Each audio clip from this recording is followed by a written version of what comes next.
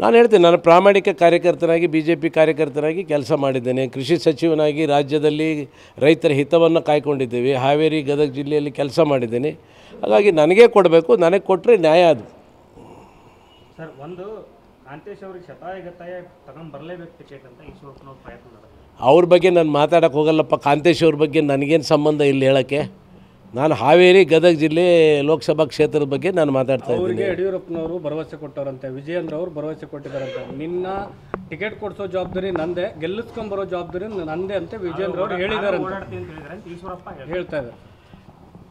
ಯಡಿಯೂರಪ್ಪನವ್ರು ಹೇಳ್ಬೇಕಲ್ಲ ಮಾತನ್ನ. ಯಡಿಯೂರಪ್ಪನವ್ರು ಹೇಳಿದ್ದಾರೆ. ಅಲ್ಲಲ್ಲ, ಯಡಿಯೂರಪ್ಪನವ್ರು ಆ ಮಾತು ಹೇಳ್ಬೇಕಲ್ಲ.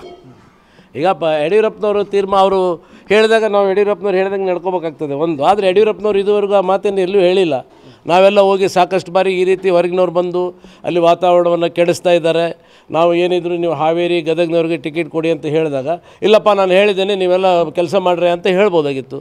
ಯಡಿಯೂರಪ್ಪನವ್ರು ಆ ರೀತಿ ಎಲ್ಲೂ ಹೇಳಿಲ್ಲ ಬಾಯಿ ಬಿಟ್ಟು. ಹಾಗಾಗಿ ಯಡಿಯೂರಪ್ಪನವ್ರ ಹೆಸರು ಹೇಳ್ಕೊಂಡು ಯಾರ್ಯಾರು ಏನೋ ಹೇಳ್ತಾರೆ ಅಂತ ಹೇಳಿದ್ರೆ ಅದಕ್ಕೆಲ್ಲ ನಾವು ಬಾಧ್ಯ ಆಗೋಕ್ಕಾಗೋದಿಲ್ಲ. ನಿಮಗೆ ಟಿಕೆಟ್ಗೆ ಬೇಡಿಕೆ ಇಟ್ಟಾಗ ಅವ್ರು ಏನು ಹೇಳಿದರು? ನೋಡೋಣ ಅಂತ ಹೇಳಿದರು. ನಾ ಹೇಳಿದೆ, ನಾನೀಗ ಸೋತಿದ್ದೀನಿ ಸರ್, ಮನೇಲಿದ್ದೀನಿ, ಅವಕಾಶ ಕೊಡಿ, ನಾನು ಕಾಂಟೆಸ್ಟ್ ಮಾಡ್ತೀನಿ, ಗೆದ್ಕೊಂಬರ್ತೀನಿ ಅಂತ ಹೇಳಿದೆ. ಸರ್, ಒಂದು ವೇಳೆ ಕಾಂತೇಶ್ಗೆ ಟಿಕೆಟ್ ಕೊಟ್ಟರೆ ಸಪೋರ್ಟ್ ಮಾಡ್ತೀರಾ? ನೋಡೋಣ, ವಿಚಾರ ಮಾಡಿ ನೋಡೋಣ, ಅದು ವಿಚಾರ ಮಾಡೋಣ.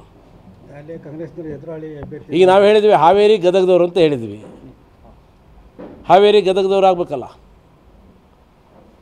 ಎಲ್ಲಿದ್ದಾರೆ? ಹಾವೇರಿ ಗದಗ್ನವ್ರು ಬಿಟ್ಟಾದರೆ ಹಾಂ ನಿಮ್ಮ ಬೆಂಬಲ ಇರಲ್ಲ. ಯಾರು? ಹಾವೇರಿ ಗದಗ್ನವ್ರು ಬಿಟ್ಟು ಟಿಕೆಟ್ ಆದರೆ ಈಗ ನಾನು ಎಲ್ಲ ಹೇಳಿಬಿಟ್ರೆ ನಿಮಗೆ ಅದು ರುಚಿನೇ ಉಳಿಯಲ್ಲ. ಕಾರ್ಯಕರ್ತ ನಾನೊಬ್ಬನೇ ಅಲ್ಲಪ್ಪ ತೀರ್ಮಾನ ಮಾಡೋನು. ನನ್ನ ಹಿಂದೆ 70,000 ಜನ ನನಗೆ ಓಟ್ ಹಾಕಿದವರು ಇದ್ದಾರೆ. 4 ಬಾರಿ ಆಯ್ಕೆ ಮಾಡಿದ 2 ತಾಲೂಕು ಜನತೆ ಇದೆ.